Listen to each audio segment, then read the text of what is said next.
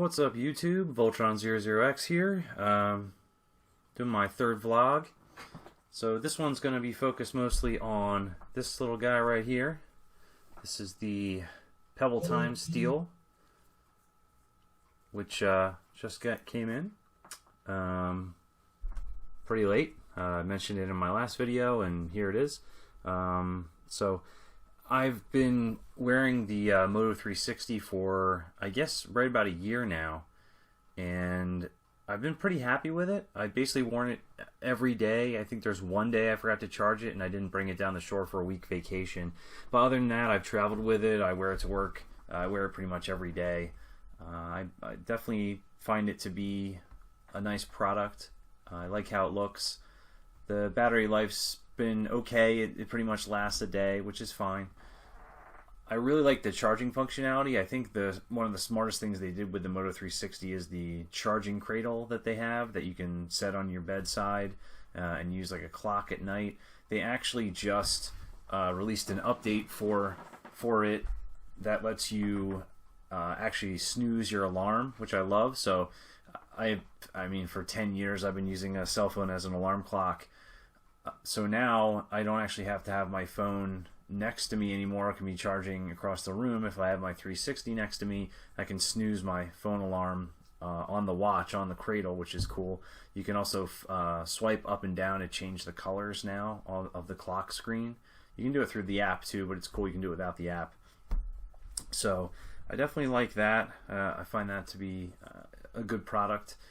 I mostly use the Google Keep app on it, and I use it for navigation and then just looking at my notifications from my smartphone. So the second generation's coming out. You can actually get the first generation on sale really cheap now. I think the metal one is $149.99 on Amazon.com. If you're thinking about dabbling in smartwatches and you're not sure if it's for you or not, $149.99 for the metal first generation Moto 360 is a pretty good price. I think it's like half. I think I paid $249.99 for the leather band, and it was, when it came out, it was $299.99 for the metal, so half price now. But this is the Pebble Time Steel.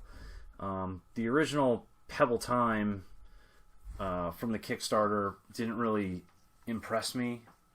I just don't like how it looks, especially for, I mean, if it was $100, I'd say great, but $200. I can't see it. This one, Pebble Time Steel, I actually don't find that price to be the two. I think it was $260 was the Kickstarter price, which it's not bad. One irritating thing, they ship the watches out separately from the bands. The bands are going to be coming in like the next month. One of the reasons why I wanted this, and one of the problems I have with my 360, is the leather band is really starting to get beat up after a year of daily use. So, and the newer smartwatches are much easier to change the bands on. The older 360 is, you can do it yourself, but I'd probably have to take it to actually be done by somebody else, and I'm just kind of lazy, so I haven't done that. So you get the leather, band that came with this one. It's definitely not as nice as the Horween leather band that came with the Moto 360. It's not bad, but it's definitely stiffer, and it doesn't have the same kind of premium feel. It's not terrible, but it's not as good. But I am very excited for the metal band to come in on this. So one thing the Pebble has that I think Android Wear doesn't have is a better app ecosystem. But there's pros and cons to both. So, Android Wear, whether you get the original Moto 360, the G-Watch Urbane, the G-Watch R, the Huawei watch, which I think actually looks like it might be the nicest of the bunch, or the new second gen Moto 360 looks pretty nice as well.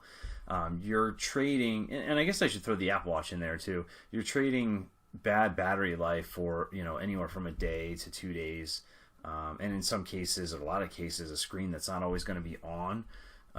For a vibrant display, an OLED display or an LCD display that's going to look really good and be vibrant. Maybe not great in direct sunlight, but in other conditions will look really nice, and they all have touch screens. whereas this one, the Pebble Time Steel, has a much smaller screen. This black all around is actually all bezel. It doesn't look bad, but it is a pretty small screen. This watch is going to get you 7 to 10 days of battery life. The screen is always on. It looks terrific. It actually reflects the light. Looks fantastic in bright conditions and direct sun. It really looks good. And I actually, the button navigation, it's not bad. In some ways, I find this to be a pretty intuitive operating system. So, I mean, I didn't read the manual or anything, and it's pretty, the 3-button system, past, present, future, and a home button, I mean, it's pretty simple. So, this works with, the Pebble works with both iOS, so iPhones, and with Android.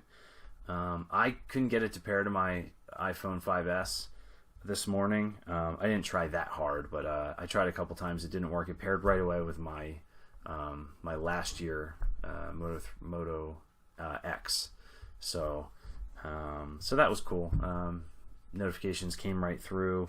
I like how it handles dismissing all notifications, deleting emails. I mean, it is actually, despite not being a touch screen, for single one-off items, the touchscreen in Android Wear is probably easier. You just swipe it up, swipe it away. For when you're dealing with a whole bunch at once, I find this to be easier to navigate. So I actually, I mean, so far I like this.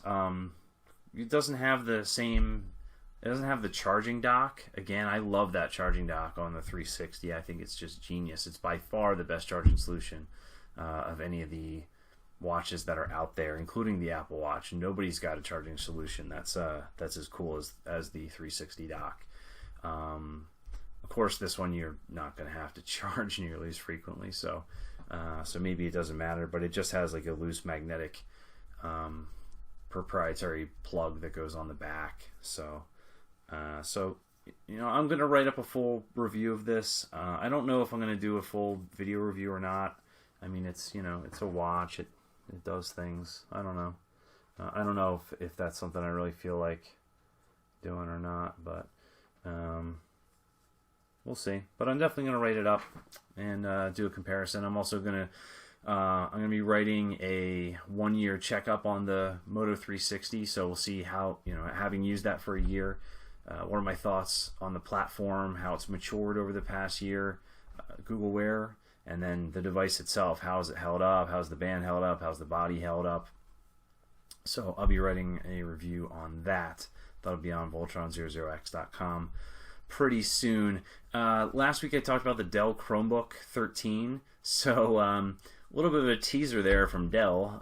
They did update it on the website. You can order it. The higher spec levels are being issued with release dates of ship dates, I should say, of November 20th. So I don't know what the deal is there, but if you were hoping to see a review of that sometime soon, it looks like pre-orders are up, but it's going to be 60 days, give or take, before some of the models are released. There's also fewer spec levels than I was led to believe that there would be. There's actually only 4 that are up right now. There's the Celeron 3205U with 4 gigs of RAM. That's $429. That's the base level one that I recommend for most people. And then they have a Core i3 base level, an upgraded Core i3, and a Core i5. And I think it's $529, $629, and $799. There's no touchscreen versions. So I'll put the link back up for those. You can see that. You can pre-order it. That'll be in the video description. But I had when they said that this was going to be available for order on 9/17, I think me and most other people thought that meant it'd be immediately available to order. Turns out that's not the case. So if you can pre-order it, but you won't actually have it in hand until October or November, depending on which model it is that you order. So my Snap Power charger that I mentioned last time has shipped. I have a tracking number, so I will take a look at that as far as a Kickstarter tech review. But other than that, not a lot of tech coming out right now that I'm going to be looking at. But there is the Acer 738 convertible that's going to be coming out in the near future. Do still have that Dell Chromebook, and of course I'll always keep my eye out for any new low-end Windows devices. I'm sure there's going to be some that come out between now and the holidays. So keep your eye out for some of that content. So as far as our one to watch, one to play, one to read. One to play, I'll give you first. Shovel Knight. I did a review on that a couple months ago. I'll put the link for that in the description. One of my absolute favorite games, not just of last year, but really for quite some time. It is just a fantastic game. So they've released a free update that lets you play through the entire game as Plague Knight. This was one of the, I believe, Kickstarter tiers that was hit. So it's free. They remixed the entire beginning movie, and they've remixed most of the character interactions. The first town, when you walk into the town, you're basically not allowed in because you're a villain. There's a whole different section of the town, sort of a reimagining of the town. So they did remix that, and all the moves and attacks and power-ups, all of that is different. So the stages are the same. Minor changes here and there. So I've just started playing that, but that looks pretty cool. So if you have Shovel Knight and you liked it, check that out. It's a free update. I've also been reading American Gods. I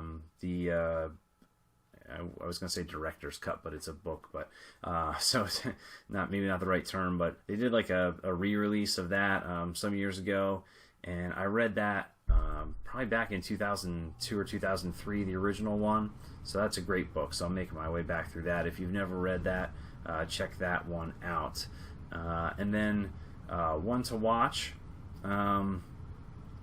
I haven't really been watching all that much right now, so the only one I'll give you is if you're behind or even if you haven't been watching it, Last Week Tonight with John Oliver.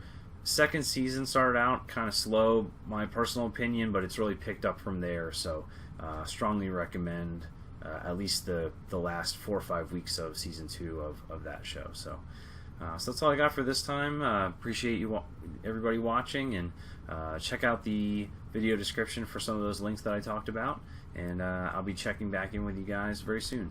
Thanks a lot, and as always, stay safe out there.